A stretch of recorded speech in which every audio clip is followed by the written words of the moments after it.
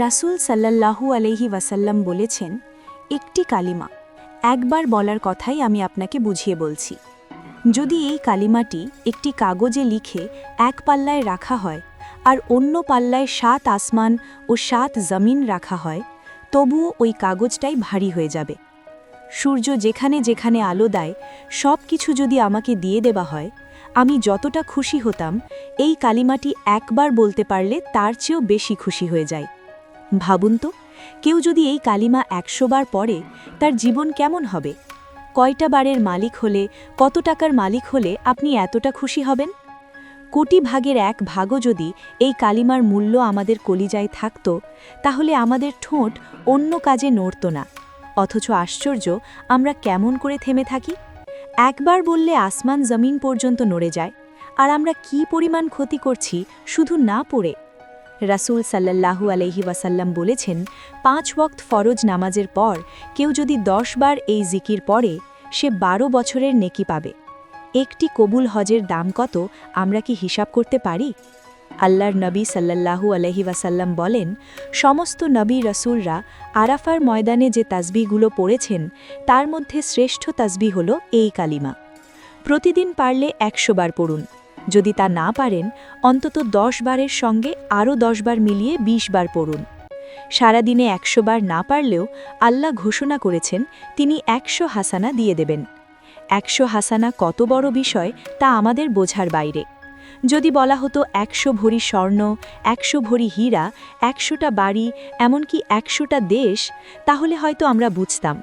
কিন্তু আল্লাহর কসম, নবী সাল্লাল্লাহু আলাইহি ওয়াসাল্লামের কল্পনা যেখানে শেষ হয়, 100 হাসানার পুরস্কার সেখানে শুরু হয়।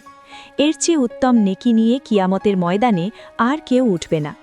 যদি কেউ রাতের অন্ধকারে হৃদয়ের গভীরতা নিয়ে আল্লাহকে ডাকতে থাকে, জিকির করতে থাকে, তখন আল্লাহ ফেরেশতাদের বলেন, দেখো, আমার বান্দাকে যা যা দরকার সব দিয়ে দাও, তাকে প্রশংসিত করে দাও, দুনিয়ায়ও মৃত্যুর পরও। তার প্রশংসা শুধু বাড়তেই থাকবে। আল্লাহ বলেন, তোমরা কেন জাহান্নাম থেকে বাঁচার ঘাঁটিতে প্রবেশ করলে না? সাহাবীরা জিজ্ঞেস করলেন, হে আল্লাহর রাসূল, সেই ঘাঁটি কি? আল্লাহ বলেন, গোলাম আজাদ করা। এটাই জাহান্নাম থেকে বাঁচার ঘাঁটি। হাকিমুল উম্মাহ বলেন, ইস্তিগফার ও তাওবার পুরস্কার মূলত দুনিয়াতেই। আল্লাহ বলেন, তুমি ইস্তিগফার করো, তাওবা করো, আমি দুনিয়াতে তোমার যা যা দরকার সব দিয়ে দেব। ছেলের বিয়ে হচ্ছে না, ইস্তিগফার বাড়ান। মেয়ের বিয়ে হচ্ছে না, ইস্তিগফার বাড়ান। সন্তান হচ্ছে না, ইস্তিগফার বাড়ান।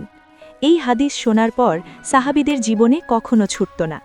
হযরত আলী রাদিয়াল্লাহু আনহু বলেন, আমার জীবনে এমন কোনো রাত যায়নি যেদিন আমি এই আমল ছেড়ে দিয়েছি। কেউ জিজ্ঞেস করল, যুদ্ধের রাতেও না? তিনি বললেন, না, যুদ্ধের রাতেও না। রাসূল সাল্লাল্লাহু আলাইহি ওয়াসাল্লাম বলেছেন, কেউ যদি সুবহানাল্লাহি ওয়া বিহামদিহি 100 বার পড়ে, আল্লাহ তার গুনাহগুলো মুছে দেন, ইভেন যদি তার সমুদ্রের ফেনার সমান হয়। এটি বুখারী ও মুসলিম শরীফের সহিহ হাদিস। ভাবুন তো, কেউ যদি আপনাকে বলে 1 লক্ষ বার পড়লে 1 লক্ষ টাকা মাফ করে দেওয়া হবে, আপনি কি পড়তেন না?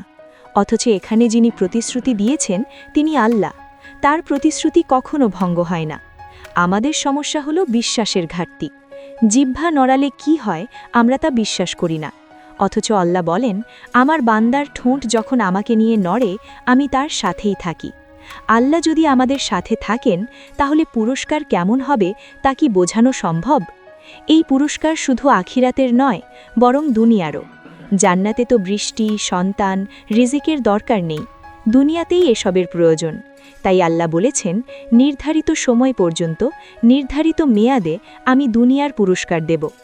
আল্লাহর নবী সাল্লাল্লাহু আলাইহি ওয়াসাল্লাম বলেছেন, সূর্য ওঠার আগে 100 বার এবং সূর্য ডোবার আগে 100 বার যে ব্যক্তি সুবহানাল্লাহি ওয়া বিহামদিহি পড়বে, কিয়ামতের ময়দানে তার চেয়ে বেশি নেকিওয়ালা আর কেউ উঠবে না, যদি না কেউ তার চেয়ে বেশি পড়ে।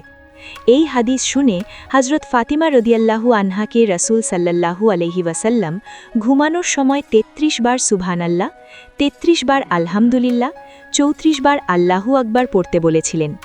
হযরত আলী রাদিয়াল্লাহু আনহু বলেন, আমার জীবনে কোনো রাত এটি ছুটেনি। একবার সুবহানাল্লাহ, একবার আলহামদুলিল্লাহ, একবার আল্লাহু আকবারের দাম কত তা জিবরিল আলাইহিস সালামও জানেন না।